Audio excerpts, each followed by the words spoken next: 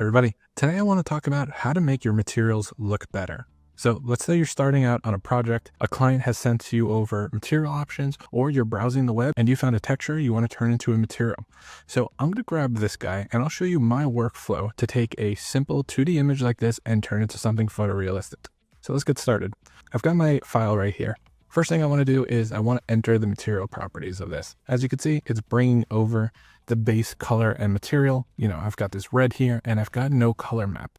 So what I want to do is grab that texture that I found online and drop it in here. So click here, find your texture, and let's drop it in. So some things have changed. You see that I've got, that texture there, but it's covered in red. So you want to go over here and remove any hue. Next thing you'll see, if I move in really close, you see this horrible tiling, these seams. A lot of beginners to ArchViz think this is okay. This is unacceptable, right? You don't want this. You don't want the seams. It's going to pull away the realism. And basically what's happening is this texture is not seamless, right? It's just a random photo taken. They had no intentions of this becoming a texture. So it's our job as the artist to actually make it look seamless. So to do that, we can actually use some built-in tools directly in D5 to fix this. Back in my day, we actually had to go into Photoshop and fix this up, but this is all built in. So if you go over here to Texture Enhancer, not only can you make it seamless, but you can actually improve the texture quality by default. This was a pretty low res texture. It was about like 1K. So if I click Ultra HD Texture, it's going to actually boost the quality of the texture. So it's essentially going to upscale it. So it looks more realistic. And it's got, more texture data in there instead of just being a low res image. Now it'll be, maybe a 2K image or 4K image. So that's the benefit of this. And this is built directly in there. I don't need to go into another app. So you can see it sharpened it a little bit. So this is looking better already. The next thing I want to do is I want to make it seamless to get rid of these guys. So if I go to make seamless, it's picking up the two different seams. So I can actually toggle this on and off. So right now it's doing only horizontal and here it's doing both. I'm going to do both, but if you don't see a seam in one direction, you can just turn it off and you can always zoom in just to check. So I'm going to hit make seamless. And this is going to essentially do some photoshopping to erase all these seams here. So this is my first pass if I ever grab an image online. Most of my materials are coming from the D5 library, but this is good if a client's like, hey, this is my vision, this is the material I want, and it's our job to replicate that. Okay, cool. Now that it's done that, you see those seams actually went away. So I'm going to hit OK. And look at how much better that is, right? Like I can't even make out where those seams were. So base pass, just do that. That's going to be a huge difference. The next thing you'll notice, none of my material slots here or sliders actually have texture maps. And the reason you want a texture map is it'll actually drive variation. So if you don't know what I mean, I'm going to show you what happens when you put a texture into roughness, for example. If you're not sure what roughness is, roughness at a value of 0 is a mirror finish and a value of 1 is super matte and dull, kind of like a rubber. So check this out. I'm going to grab a checkerboard and I'm going to go over here, pay attention right here. I'm going to zoom in a little bit. So you see right here, you see how it's super shiny and then it's dull, super shiny and then it's dull. I'll even darken this a little bit just so you can see. There you go. Shiny, dull, shiny, dull. So this one map is actually driving the variation within the texture. Because if you think of any surface in the real world, it's not going to be perfectly shiny all the way through. You're going to have some darker spots. Think of like stains or rust stains, weathering. That's going to give you some variation. So this, this is a very blunt way of showing it, but you could see what's going on here. So I'm just going to delete this and we are going to actually use textures based on this. So there's a couple third-party ways to do this. You can use Substance by Adobe, but that's like another subscription, another thing you have to do outside of the app. You can actually just go right up here to AI generate texture maps, and D5 will actually look at your base color map that you inserted here and generate all these different texture slots, right? So this is huge because now you don't need to go into another app or like even go into Photoshop and generate all these. So while that's thinking, I want to talk a little bit about what these sliders actually do. So let me go outside and I'm just going to drop a circle just so we can talk about this. So I'm going to go to basic model. I'll drop this little dome and I'll scale it down. I'm using V to scale. Okay. All right, perfect. So I've got this here and watch this. I'm going to hit eyedrop. And right here, we've got a bunch of different settings. Okay. Normal, this is basically going to add some variation in here. Think of this wood right here, right? the normal is going to drive how much the pixels are coming up or down, right? This is really good for anything that's got micro texture on the surface. So think of like brick and mortar. You know how the mortar is recessed and the brick is proud? It's the same thing happening here. So it's raising some pieces of green, right? All right, so I want to go through and I want to explain what some of these sliders are doing. So specular right here, this is the intensity of your highlight. So you see how it's super shiny here? And if I increase this, you see how it gets a little brighter and it's more visible? So notice how we're seeing like the door here, but if I bring this all the way down here, there is no reflection, right? So think of this as the intensity of the highlight. Roughness, like I was saying earlier, 0 is like a mirror surface, a mirror finish, right? So if I zoom in really close, I can actually make out all the details of the surface. But if I increase this to 0.5, you see how I can't really see anything? See how it's dulling the reflection? And then if I go there, it's not reflective at all. And then this guy, metallic, this is going to make it look more metal. So if I lower this, you see how I've got something that looks almost like a chrome or aluminum? So that's what this is. So that's why it's important to know what these settings do, because those are the main important ones. So let's go back to our countertop.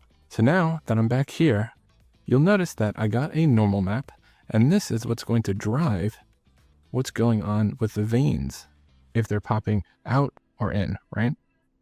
Then we've got the specular, right? Look at the brightness or the darkness of the reflection, right? So again, think of it as the intensity of your highlights, okay? And then roughness, this is basically how shiny it is. Again, 0 is like a mirror finish and 1 is super dull, right? So if I want this to be a little bit shiny, but use some of the texture information, I can lower that. That's what this roughness map is doing. And then AO is ambient occlusion. So this is basically adding some little shadow details in all the nooks and crannies of the veins. It's really subtle, but it'll add some darkness.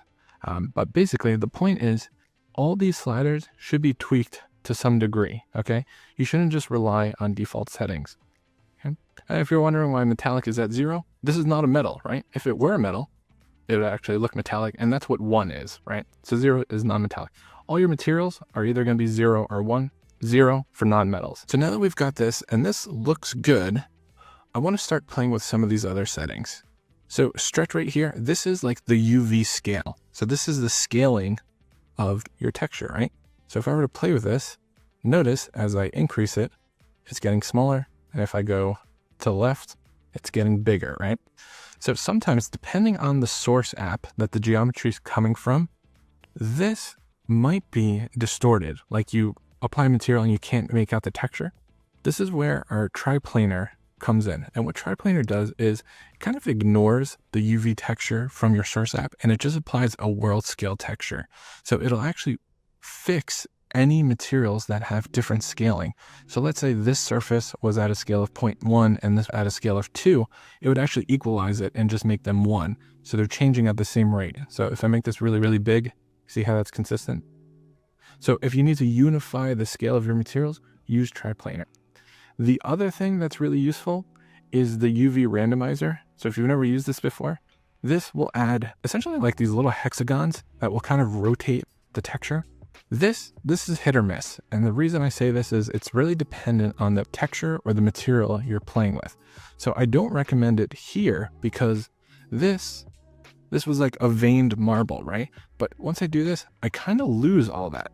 This is good for things that don't really have any specific details popping out. Think of like asphalts or concretes. It's really good for this. This is really bad for specific details like tiles, bricks, or anything with veins, right? So I'll show you another example of why that's not great. So I'll go over to our ball here and I'll drop a brick. Okay, so if I grab this and I place it here, so it looks great and beautiful and everything. And here's another look of ambient occlusion. You see that? Okay. And then this, you'll notice that height is here. That's because of the displacement template. So I can actually drive the bricks to come out further. So that's fun. One thing you'll notice, if this is on, you actually won't have triplanar. So you actually just need to switch to custom, which isn't a big deal. So now that I'm here and I go to UV randomizer, you see how it doesn't make any sense? So that's what I mean. Anything that's got specific details, you shouldn't use UV randomizer. If your texture is like really like broken and it's tiling, rely on the tool I was showing you here or fix it in Photoshop. But anyways, UV randomizer is good for things that don't have detail specific details like concrete or asphalt. So I'll show you asphalt. So if I were to grab this guy and drop it in, okay. And now you can see it looks good. It's not tiling or anything, but if it were, I could actually just hit UV randomizer.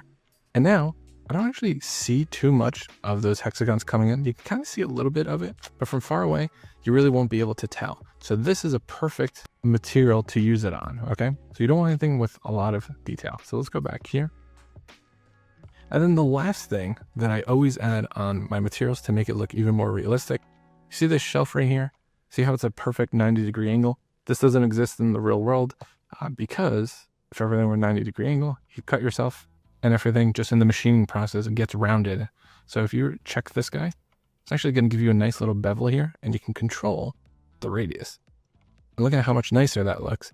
And what's nice is this will actually catch some light, which is really great. So it's going to give you a nice little highlight on your surface. So if I were to grab a light bulb and just drop this here and lower the intensity so we don't go blind, you see how the light is being picked up there. But if I were to make this non-rendered, nothing gets picked up there.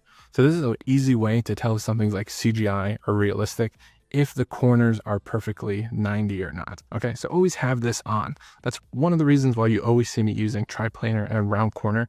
It's just such an easy fix to make everything look realistic. But just to recap, we talked about importing your textures, making it high quality with these guys, making it seamless, and then plugging it through the AI generated map tool. That way you get all these different texture maps in your sliders, okay? And it's up to you to kind of dial it in to make sure it matches the real world material or just your personal style. If you like this video, please like. If you have any questions, drop a comment. Happy to answer that. And as always, please subscribe. Helps the channel out. Anyways, see you next time. Bye.